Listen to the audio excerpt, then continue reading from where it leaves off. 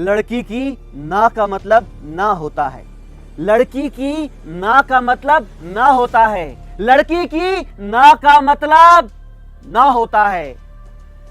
साथियों, ये बात मैं इसीलिए बार बार रिपीट कर रहा हूं कि हमारे देश में कुछ ऐसे शोहदे पैदा हो गए हैं जिनको जवानी तो आती नहीं है लेकिन खुद को मजनू समझने लगते हैं और रोमियो की तरह लड़कियों के इर्द गिर्द घूमने लगते हैं। अपने आप को बहुत ही स्टाइलिश समझते हैं और लड़की की ना को हाँ में बदलवाने के लिए अपनी भरसक कोशिश करते हैं। उसके आगे पीछे घूमते रहते हैं, उसको स्टॉक करते हैं और जब लड़की उनकी किसी भी बात से फंसती नहीं है तो फ्लर्टी लड़के दूसरी लड़की तक पहुंचने के बजाय कभी कभी उस लड़की को अपना शिकार बनाते हैं, उस लड़की से बदला लेते हैं। और बदला भी किस लिए लेते हैं कि वो लड़की तुमको पसंद नहीं कर रही है।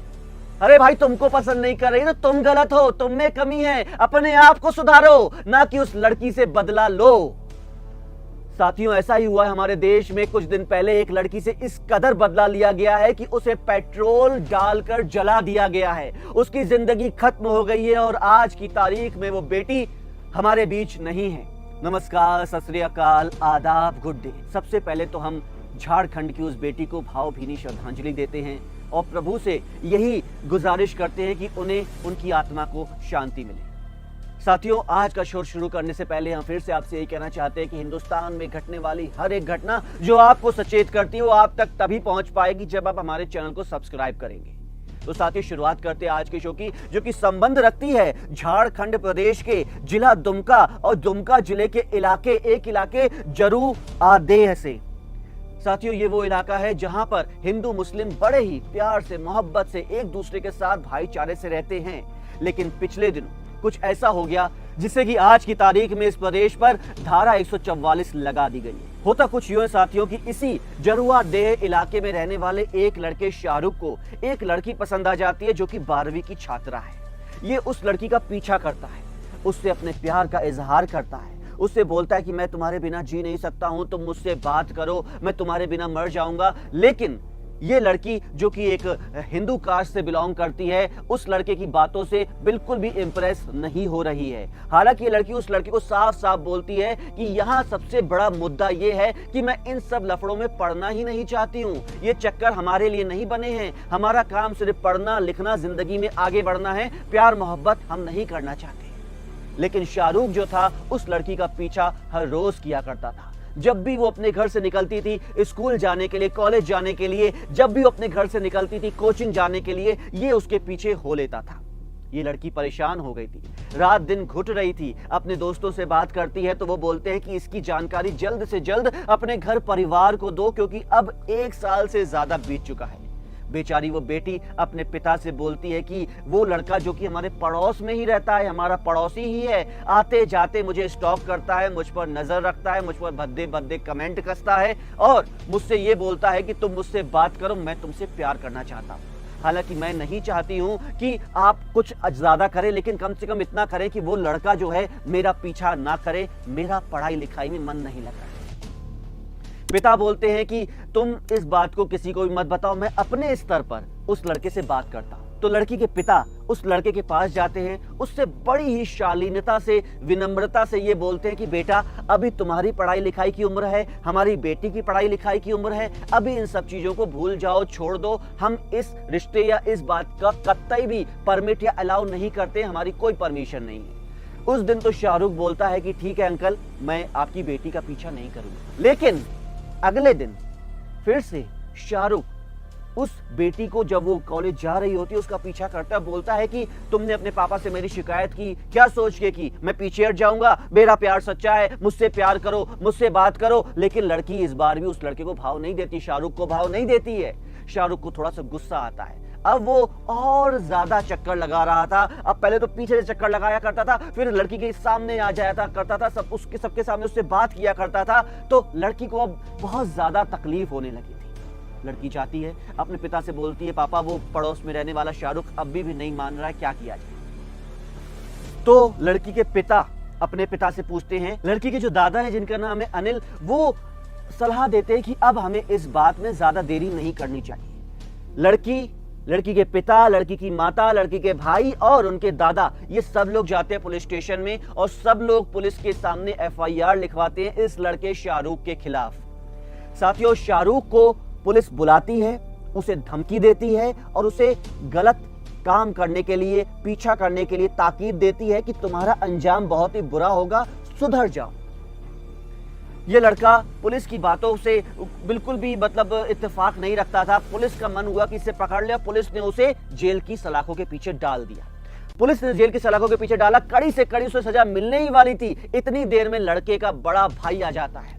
वो लड़की के घर वालों से, लड़की से माफी मांगता है, बोलता है अंकल इस बार माफ कर दो, इस बार माफ कर दो, अगली बार मेरे भाई ने कुछ भी किया, शाहरुख ने कुछ भी गलत किया, पीछा किया तो मैं खुद आऊंगा और मैं खुद इसे पुलिस में, स्टेशन में, जेल की सलाखों के पीछे डलवाऊंगा।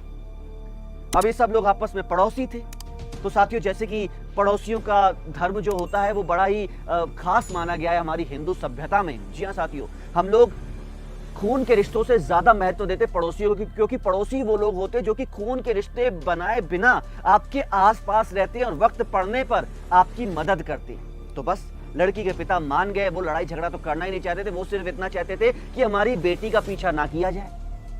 उस दिन शाहरुख को पुलिस ने छोड़ दिया। सब कुछ ठीक चल रहा था, अगले 10 से 15 दिन तक सब कुछ ठीक चल रहा था। शाहरुख को धमकी मिल चुकी थी, ना सिर्फ पुलिस की तरफ से बल्कि अपने घर वालों की तरफ से, अपने भाई की तरफ से। तो शाहरुख बिल्कुल शांत था। लेकिन 15 दिन के बाद फिर से शाहरुख अपना वही पुराना काम शुरू कर देता है और इस बार वो एक और काम करता है कि वो कहता है इस बार मैं पीछा नहीं करूंगा। इस बार वो इस बेटी की किसी सहेली से उसका नंबर हथिया लेता है और उसको फोन पे परेशान करने लगता है।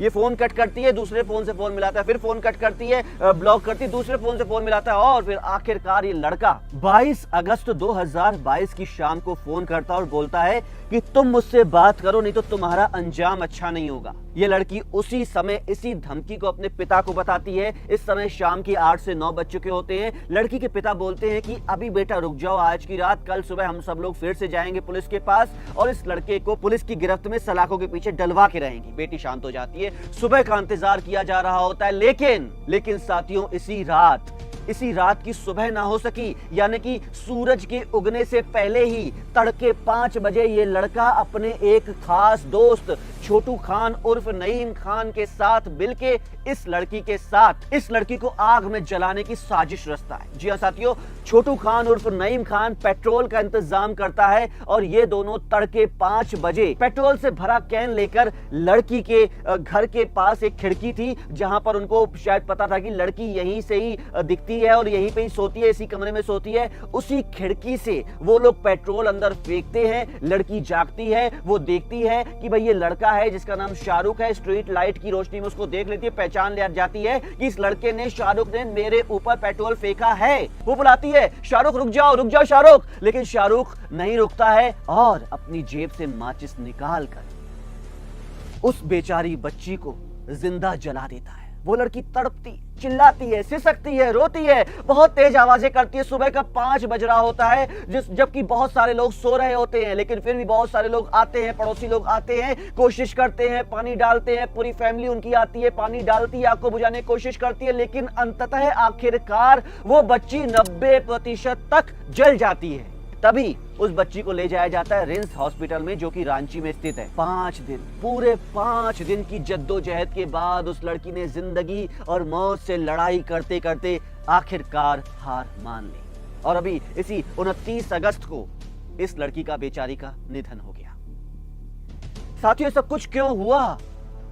हम पूछना चाहते हैं पुलिस से, प्रशासन से कि आखिरकार इन शोहदों का जो मनोबल है वो इतना कैसे बढ़ जाता है कि किसी लड़की, किसी बेचारी बेटी को सिर्फ इसीलिए जला देते हैं कि उसने तुमसे बात करने के लिए मना कर दिया था। क्यों नहीं प्रशासन इस मामले में एक स्पेशल टास्क फोर्स को बनाता है, क्योंकि इस तरीके के बहुत सारे ऐसे केस होते रहते हैं छोटे नगरों में जिनकी एफआईआर लिखवाने के लिए भी लड़की दर दर भटकती है पुलिस स्टेशन के। क्यों नहीं इस मामले में, इस तरह के मामले में और कड़े कानून किए जाते हैं? भारत सरकार से पूछते हैं कि आखिर क्यों नहीं ऐसा किया जाता है कि जो भी पर्सन इस प्रकार की दरिंदगी करता है 1 महीने के अंदर उसे फांसी पे चढ़ा देना चाहिए। हालांकि कुछ लोग इस बात की मांग कर रहे हैं, शोर कर रहे हैं, सड़क पर उतर रहे हैं, बहुत ज्यादा पुलिस पर दबाव बना रहे हैं कि इनको जल्द से जल्द मारो, इनका एनकाउंटर कर दो, इन दोनों लड़कों का जिन्होंने इस बच्ची को जिंदा जला दिया। लेकिन कब होगा न्याय? हम पूछना चाहते हैं प्रशासन से, कब होगा न्याय?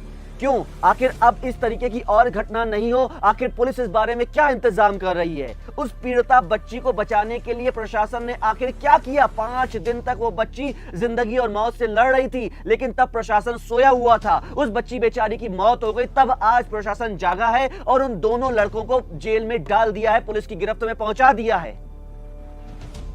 साथियों, इस मामले में झारखंड के सीएम हेमंत सोरेन जी ने लड़की के पिता को 10 लाख रुपए की राशि दी है। लेकिन जब बच्चा मर जाए या परिवार का कोई सदस्य मर जाए तो क्या 10 लाख या 1 करोड़, क्या 10 करोड़, क्या 10 अरब?